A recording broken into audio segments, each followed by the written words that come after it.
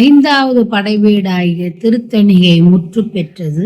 அதன் பின் வரிசையில் குன்றுதோராடல் என்ற தலைப்பின் கீழ் சிறிய மிகச் சிறிய மலைகளாவது குன்று. முருகப்பெருமான் வீற்றிருக்கின்ற பொது மலைத்தலங்கள் இப்பகுதியில் குறிப்பிடப்படுகின்றன.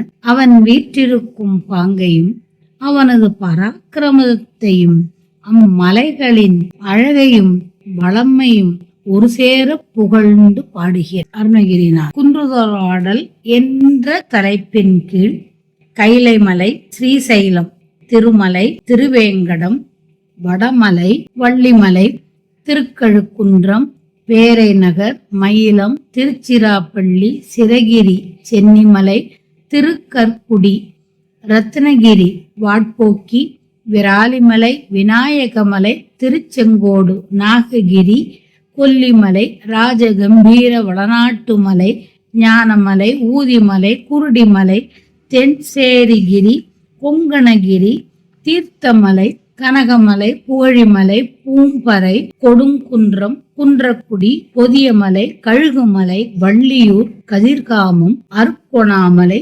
திருக்கொணாமலை என்ற பல வகை மலைகளும் குன்றுகளும் இப்பிரிவின் கீழ் வந்துள்ளன.